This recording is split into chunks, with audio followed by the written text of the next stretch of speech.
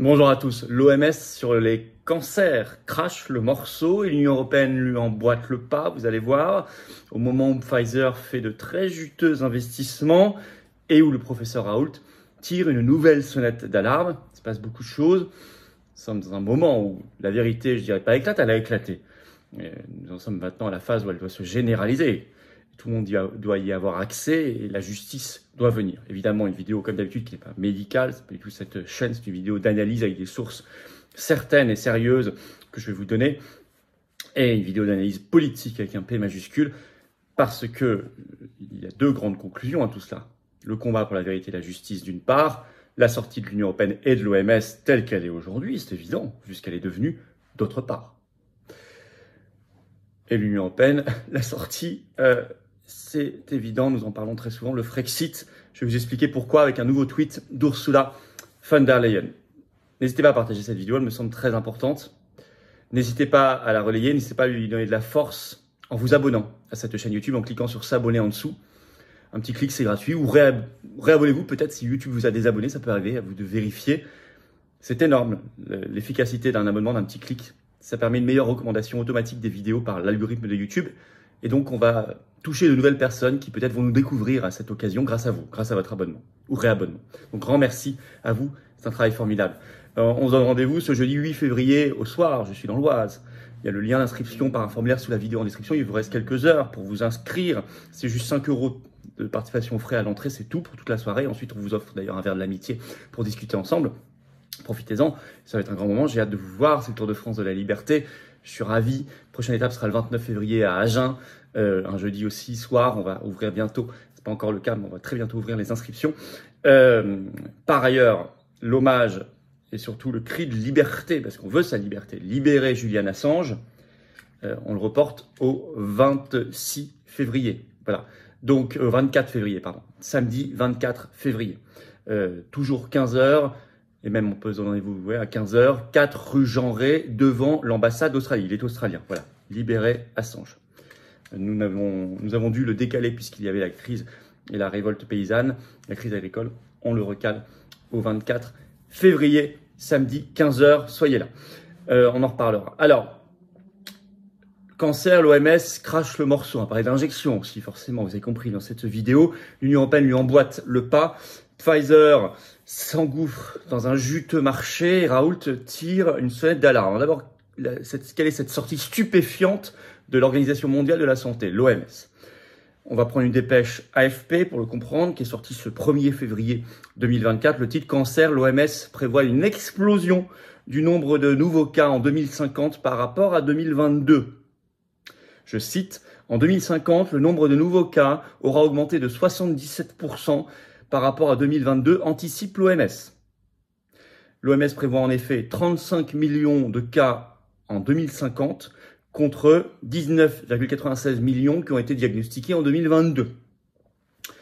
Alors, selon les anticipations du docteur Frédéric Bray, qui est cité dans cette dépêche, qui est le chef de l'unité de surveillance du cancer du CIRC. Le CIRC, c'est le Centre international de recherche sur le cancer, qui est une branche de l'OMS.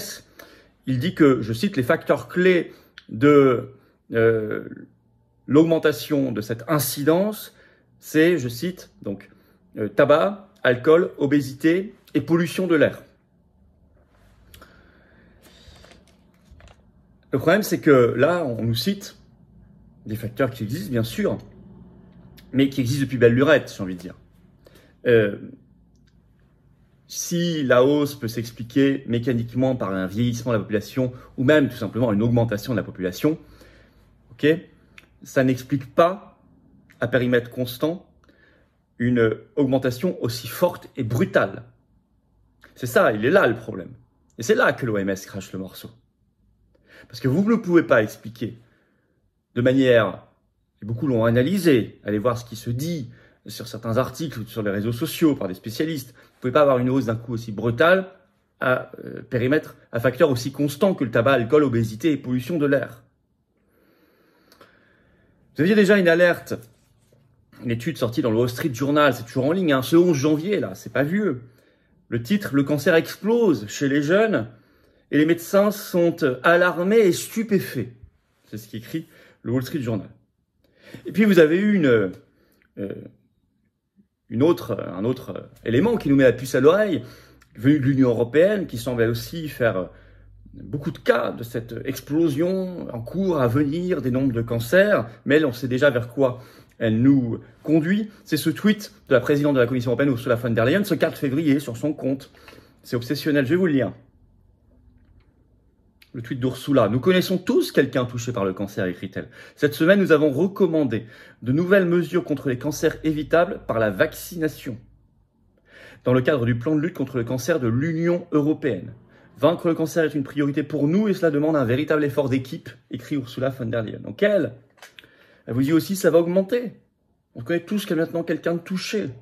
Donc préparez-vous à ce que ça flambe. Mais nous, on a la solution, on va vous pousser vers une injection contre le cancer. Quand vous savez à quel point, main dans la main, travaillent l'OMS et l'Union européenne, par exemple, sur le futur, s'il y a ce traité mondial sur les pandémies, futur passe sanitaire mondial, alors vous avez compris qu'on est dans une stratégie de communication qui vise à nous conduire sur le chemin de l'injection. Et à nous expliquer que de toute façon, le cancer va exploser, sans peut-être s'interroger vraiment sur les vraies causes. Mais justement, en tout cas, Pfizer, lui, a investi beaucoup sur cette affaire. Il vient là, tout début 2024, de boucler son OPA amical sur une biotech américaine, la société Seagen, qui est, je cite, spécialisée dans une nouvelle thérapie anticancéreuse porteuse de beaucoup d'espoir, selon les articles de presse. Le rachat avait eu lieu en mars. On va reprendre l'article des Échos qui est toujours en ligne, du 13 mars 2023. Je vais vous lire un extrait. Ces ventes de vaccins Covid chutant avec la fin de la crise sanitaire, Pfizer doit se trouver des relais de croissance. C'est écrit en toutes lettres. Le géant pharmaceutique américain passe à l'action dans une opération massive, une OPA amicale sur la biotech américaine cotée Seagen, spécialisée dans une forme innovante de traitement de cancer. L'oncologie étant sa priorité stratégique, Pfizer n'a pas hésité à ouvrir grand les cordons de la bourse. Il offre $229 par action Seagen, qui cotait encore moins de $173 en clôture vendredi. Le prix valorise la biotech à 43 milliards de dollars en incluant la reprise de sa dette et a emporté l'accord du conseil d'administration de la cible. Donc Pfizer a été prêt à mettre 43 milliards de dollars, là c'était bouclé au tout début de l'année, et il qualifie maintenant la lutte contre le cancer de, je cite, sa priorité stratégique. On l'a d'ailleurs revu, c'est sur le site web même de Pfizer ce 25 janvier. Là, vous avez Pfizer, le titre Pfizer présente de nouvelles recherches sur le cancer au symposium sur les cancers de l'ASCO-GU. L'ASCO-GU, c'est une société américaine d'oncologie. Je vais vous lire un extrait parce que c'est intéressant. C'est sur le site de Pfizer. Présente de longue date au symposium, Pfizer s'engage à faire progresser le traitement de ces maladies avec des approches scientifiques de pointe qui pourraient améliorer les résultats pour les patients. Avec la récente acquisition de Seagen, Pfizer fait de grands investissements pour lutter contre et réimaginer l'avenir du cancer. J'aime bien cette phrase. Ils sont là pour réimaginer l'avenir du cancer et a élargi son portefeuille pour inclure 7 médicaments pour les patients atteints de ce type de cancer, y compris la vessie et la prostate. Bon. Donc, en tout cas, il y a d'un coup une augmentation brutale des cancers. L'Union européenne en parle beaucoup, l'OMS le constate, le dit. On nous dit, mais c'est parce qu'il y a toujours l'alcool, le tabac, la pollution de l'air et l'obésité. Ok. Notamment chez les jeunes. Wall Street Journal, ça explose, les médecins stupéfaits. On ne dit pas, on ne cherche pas de vraies causes. Bon. Mais en tout cas, Pfizer, lui, dit, il va y en avoir beaucoup, donc je vais investir. Et investir. On a fait sa priorité stratégique qui sort des dizaines de milliards de dollars. Au moment, le professeur Raoult en rajoute une couche. C'était sur le 2 février, sur son compte, un de ses derniers tweets. Il a demandé, je cite, un moratoire sur l'injection RNM. Je vais vous lire, c'est un long tweet, un extrait le plus important de son tweet. Je cite Raoult. On ne peut pas injecter un médicament sans savoir ce qu'il va produire dans le corps. Une très mauvaise surprise publiée dans Nature en décembre 2023, c'était le 6 décembre, montre que les ARNM modifiés peuvent produire des protéines inconnues. Compte tenu de la mise en évidence de ce phénomène, la conséquence de l'injection doit en être étudiée chez l'homme, ce qui n'a pas été fait. Je cite toujours Raoult. À ce stade de la connaissance, il est raisonnable de faire comme le Danemark, un moratoire sur l'injection Covid. D'autres pays arrivent à ces conclusions. Le chirurgien général de Floride a demandé l'arrêt total du vaccin Pfizer. Le procureur général du Texas, M. Paxton, vient d'attaquer Pfizer pour désinformation et censure. Quel retournement, écrit Raoult. Il a raison. Quel retournement. Donc oui, effectivement, et nous nous le demandons depuis pas mal de temps, il faut l'interdiction de ces produits ici, en France. Il faut une vraie recherche maintenant sur les causes de l'explosion de ces cancers, qui sont parfois plus rapides, plus agressifs, notamment chez les jeunes, ou des rechutes brutales. Cette recherche sur les vraies causes est bloquée par idéologie et ou par corruption, par intérêt. Or, il faut cette vérité menant à la justice. Parce que ceux qui ont été victimes ou qui sont victimes, ou qui seront victimes, ont droit à la justice, et leurs proches aussi. On voit ici le trouble jeu, c'est un euphémisme, de l'OMS et de l'Union européenne à quitter toutes les deux. Je suis pour un savoir universel en matière de sciences, et notamment de médecine, bien sûr, et pour un partage universel des connaissances. Donc une organisation internationale à ce sujet-là n'était pas idiote, à condition qu'elle ne soit pas supranationale. Or là, le traité mondial sur les pandémies est juridiquement contraignant, c'est très embêtant. Et deux, qu'elle ne soit pas corrompue. Elle ne doit pas être partie prenante financée par l'industrie pharmaceutique et la fondation Bill Gates, ce qui est le cas aujourd'hui. L'Union européenne, vous savez ce qu'on en pense, Frexit total, destruction. Donc, voilà ce que je voulais vous dire. Partagez s'il vous plaît cette vidéo, elle me semble être une alerte importante et un moment de vérité. N'oubliez pas de vous abonner ou réabonner à cette chaîne YouTube en cliquant sur s'abonner en dessous, un petit clic, c'est gratuit. Vous allez aider énormément la viralité, à la diffusion de toutes ces vidéos, de ce travail. Je vous en remercie. On va toucher de nouvelles personnes grâce à vous, peut-être les transformer en résistants, et c'est formidable. Je vous attends, patriotes, j'ai besoin de vous. Voilà. Dès ce début de semaine, là, bonne petite résolution, venez. Adhérez, réadhérez, vous faites un don de soutien au mouvement.